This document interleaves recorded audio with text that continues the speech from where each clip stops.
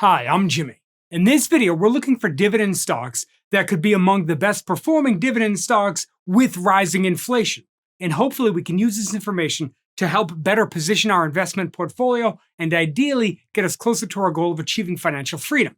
Okay, so let's jump right in. So the first question we might ask is, where is inflation right now, or even what is inflation? So this is a chart of the Consumer Price Index going back to 1995.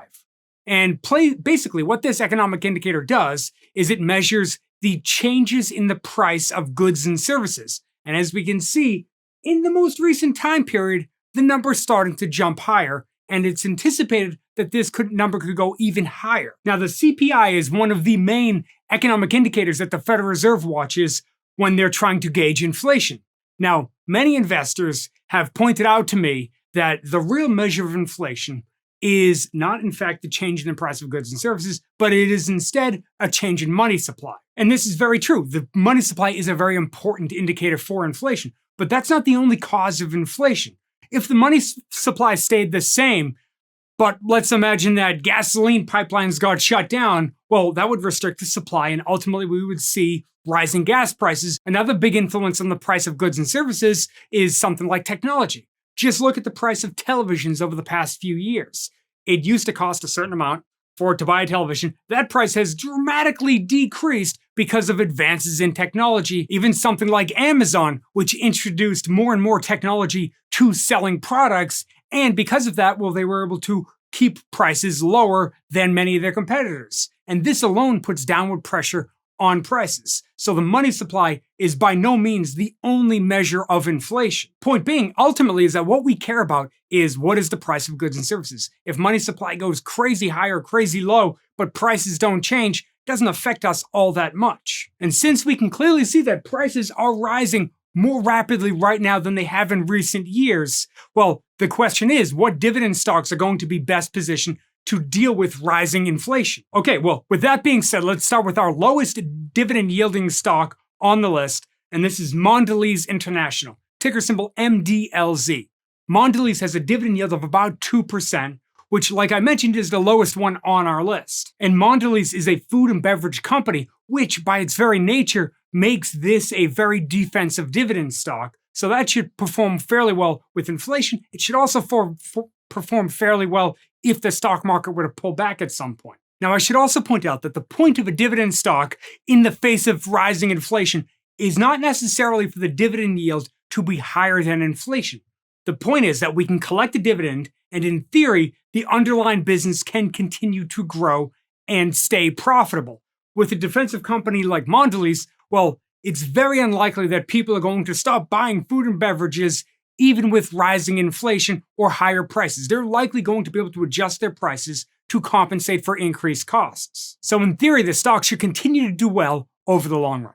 Okay, now our next dividend stock is another defensive name in Clorox, ticker symbol CLX. So Clorox has a dividend yield of about 2.5%, and just like Mondelez, it sells products that can generally handle increased prices from rising inflation. Over the long run, that should make a dividend stock like Clorox perform much better than a stock that can't increase their prices nearly as much, since many of Clorox's products are they're essential products that people have to have. So generally, they'll keep paying whatever the market calls for. Okay, now we're going to shift slightly away from some defensive names and a bit towards some more aggressive industries that can handle inflation a bit better, and that's energy. And our first energy stock is a popular energy stock in Chevron, ticker symbol CVX. Chevron currently has a dividend yield of a bit over 5%, and frankly, Chevron and most other integrated oil companies have had a really rough 2020. But oil prices are rising, and many commodity prices are moving higher. Oftentimes commodity prices move higher in an inflationary environment. So it's likely that Chevron should do well over the next couple of years, especially if inflation keeps moving higher, or even if inflation stays flat at, let's call it, a higher than average level. In the meantime, the 5% dividend yield is a nice dividend yield for us to sit there and collect while we wait for the business to get more and more profitable. Okay, our next stock is another energy stock, but this time we're going after a higher dividend yield with Enterprise Product Partners, ticker symbol EPD. Now, EPD currently has a dividend yield of about 7.5%. And one of the many reasons that EPD is able to keep their dividend yield as high as they do is because they are known as a master limited partnership. And MLPs they get some tax advantages. So basically, they don't have to pay corporate income tax as long as they pay out the majority of their profits as dividends. It's really called distributions. It's somewhat of a similar thing. One of the primary differences between distributions and dividends is distributions, they make filing personal taxes a bit more complicated. So if you do your taxes yourself, this might be one you want to avoid. If you don't do it yourself, if you have an accountant do it or some software that does it, this one should probably be just fine because, again, they pay a great dividend. And the 7.5% dividend seems like it could be worth looking into. Now, EPD focuses on the processing and transportation of mostly natural gas liquids and a few other things, which basically means that they get paid for shipping oil and gas. And from a business standpoint, well, this fee-based business is a bit more of a stable energy play than something like Chevron, which is highly dependent on the price of the commodity itself. EPD, they get paid for volume, so they charge a fee. They're sort of like the toll collectors of the energy world.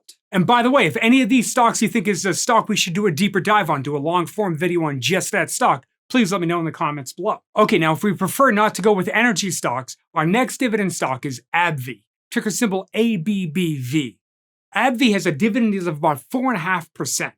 Now, Abbvie is a pharmaceutical company that focuses mostly on specialty drugs. Now, once again, pharmaceutical companies, a company like Abbvie, are likely to be able to keep up with rising inflation. They create the types of products that, if inflation gets really high, well, they can probably increase their prices a decent amount to offset rising inflation, which should sort of negate the effects of inflation on that type of company. Now, of course, the key to being able to pick a good dividend stock, or any stock for that matter, is to be able to understand the business in a way that we can accurately gauge whether or not they can handle rising inflation. Now, I actually did a video where I go through 8 steps to analyze a stock to help us to determine if that stock is ultimately a good investment. So if you're curious, perhaps that's a good next video for you to watch. I got a link right here. I got a link in the description below. And thank you so much for sticking with me all the way to the end of the video. I really appreciate it.